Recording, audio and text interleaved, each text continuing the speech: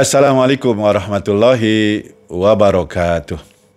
Alhamdulillahirabbil alamin alladzi nazzala al-furqana 'ala 'abdihi liyakuna lil 'alamin nadhira alladzi ja'ala al-laila wan nahara khilfatan liman arada ay yadhakkara aw arada syukura. Asyhadu an la ilaha illallah wa asyhadu anna Muhammadan abduhu wa rasuluh la nabiyya ba'dah. Allahumma salli ala sayyidina Muhammad wa ala ali sayyidina Muhammad. Qala Allah Ta'ala fil Qur'anil Karim, a'udzu billahi minasy syaithanir rajim. Ya ayyuhan nas inna khalaqnakum min dzakarin wa unsa wa ja'alnakum syu'uban wa qabaila lita'arafu inna akramakum 'indallahi atqakum innallaha alimun khabir. Allahumma inna nas'aluka ilman nafi'an wa qalban khashi'an wa amalan makbulan wa du'aan masmu'an. Marilah kita selalu mohon pada Allah ilmu yang bermanfaat, hati yang khusyuk, amal yang diterima, dan doa yang dikabulkan. Bersyukur kita kepada Allah atas limpahan nikmat yang Allah berikan kepada kita, nikmat kesehatan dan juga nikmat yang akan menyelamatkan hidup kita dunia dan akhirat, yaitu nikmat keimanan. Dan nikmat keimanan inilah menjadi pendorong utama kita bisa melakukan ibadah kepada Allah Subhanahu wa Ta'ala, termasuk ibadah puasa di bulan Ramadan ini. Kalau mengandalkan nikmat sehat, banyak orang yang jauh lebih sehat dari kita, lebih gagah, lebih kuat, tapi nggak sanggup berpuasa karena keimanannya lemah, nikmat imannya lemah. Tapi bagi kita yang diberikan nikmat keimanan, kita mampu melaksanakan ibadah puasa walaupun mungkin dari segi fisik kita tidak begitu kuat atau tidak begitu sehat. Mudah-mudahan nikmat keimanan ini bisa kita jaga sampai akhir kehidupan kita.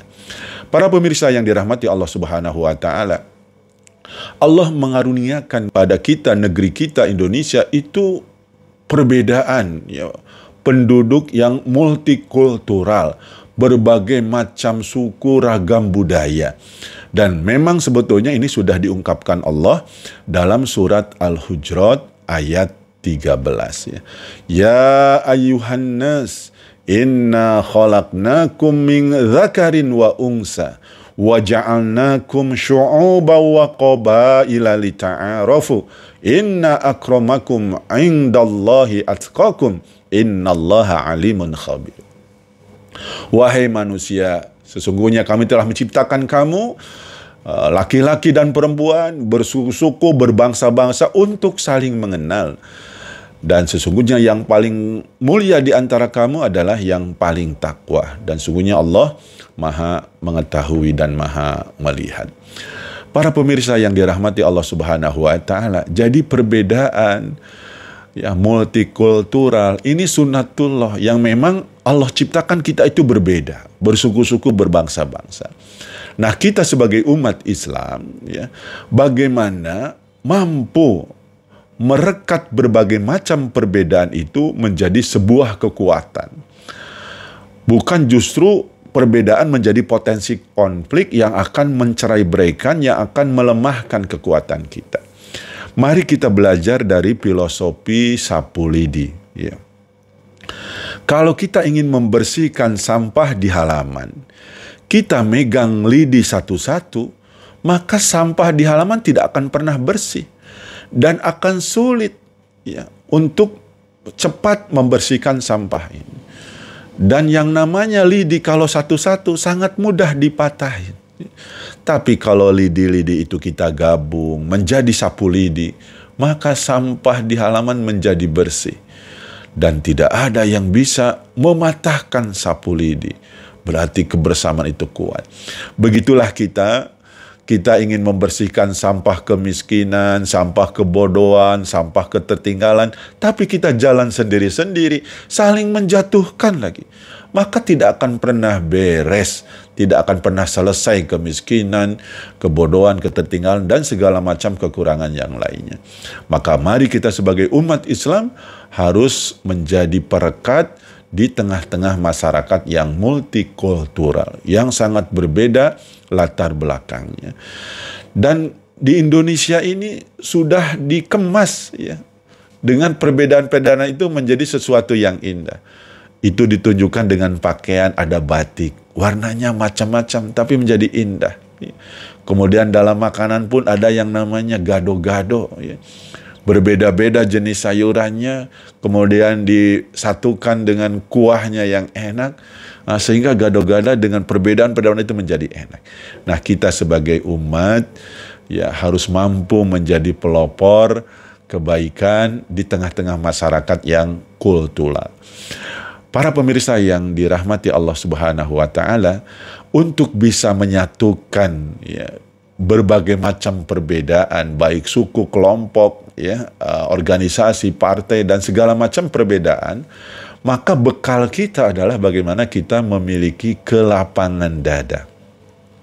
Dan begitulah Allah Subhanahu wa Ta'ala mengajarkan doa kepada Nabi Musa ketika ingin berdakwah, ya, masuk ke wilayah-wilayah publik.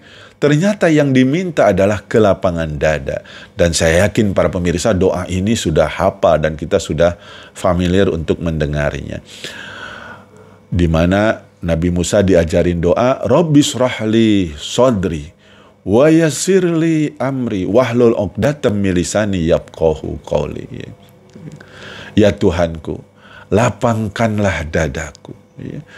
Jadi ini yang utama untuk bisa kita berdakwah, untuk bisa merekat umat yang multikultural itu, yaitu dengan kelapangan dada. Orang yang dadanya lapang, ya, siap menampung orang sebanyak apapun di dalam dadanya dengan jenis tipe manusia apapun, karena dadanya lapang. Tapi kalau dadanya sempit, punya kawan satu aja musuhan, pindah rumah kemana saja ada musuhnya, mutasi kerja kemana saja ada musuhnya. Kenapa? Dadanya sempit, gak siap nampung orang banyak.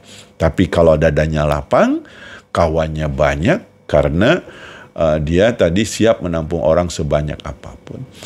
Para pemirsa yang dirahmati Allah Subhanahu wa Ta'ala, doa itu berurutan rupanya. Kalau kita banyak kawan dengan berbagai macam profesi, latar belakang yang berbeda, itu urusan apapun menjadi lancar karena banyak yang membantu, karena banyak teman.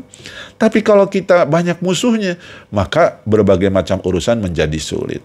Inilah yang diajarkan oleh Allah kepada kita, bagaimana kita berupaya untuk bisa melapangkan dada kita. Nah, dan kalau kita dadanya lapang, itu wahlul 'uqdatam min lisani yafqahu qawli. Berkomunikasi dengan siapapun, komunikasi kita mudah dipahami. Mungkin para pemirsa pernah merasakan ketika kita lagi berhadapan dengan seseorang dan kita ada hambatan di dada kita, ya, kita ada hambatan dada di dada kita, maka kita akan terasa sulit berkomunikasi, ya. Mungkin kita pernah melihat misalnya sepasang suami istri saja, ya, ketika dadanya lagi sempit, lagi bermusuhan, ngomong dari dekat gitu ya, dari mulut ke telinganya sangat dekat, tapi kok teriak-teriak gitu. Sudah teriak-teriak, nggak paham-paham juga. Itu kenapa? Dadanya bermasalah, ya, dadanya sempit. Tapi kalau orang yang lagi bercinta, misalkan lagi lapang dadanya, belum ngomong aja sudah paham apa maksudnya. Sehingga inilah dalam berkomunikasi di tengah-tengah masyarakat yang multikultural, lapangkan dada kita sehingga berkomunikasi pun kita mudah dipahami. Para pemirsa yang dirahmati Allah Subhanahu wa Ta'ala, Allah melarang kita bercerai-berai, Allah melarang kita berbantah-bantahan, Allah melarang kita permusuhan, karena itu akan melemahkan kekuatan kita. Nah, para pemirsa, kalau kita bersatu, kalau kita bersama-sama, insya Allah, ya, segala hambatan, segala musuh yang kita hadapi akan mudah diatasi kalau perbedaan-perbedaan kita ramu, kita rekat menjadi sebuah kekuatan, dan insya Allah Indonesia akan menjadi negara yang besar dan mampu menjadi negara hebat, dan cita-cita untuk menjadikan negeri yang baldatun thayyibatun warabun ghafur insya Allah terwujud. Mudah-mudahan Allah Subhanahu wa Ta'ala memberikan kekuatan kepada kita untuk bisa bersama-sama, dan di Ramadan ini kita dilatih bahwa bersama-sama itu memudahkan, bersama-sama itu meringankan. Nggak terasa kita sudah 20 hari lebih melaksanakan ibadah puasa. Coba nanti kita puasa sunnah Syawal 6 hari. nggak selesai sebulan. Kenapa? Karena sendiri-sendiri. Begitulah kalau sendiri-sendiri terasa berat, tapi kalau bersama-sama insya Allah terasa mudah. Mudah-mudahan Allah Subhanahu wa Ta'ala memberikan kemampuan kepada kita, kekuatan kepada kita untuk siap bersama-sama dengan masyarakat secara umumnya sehingga kita menjadi negara besar, negara yang kuat. Wabillahi taufiq wa hidayah.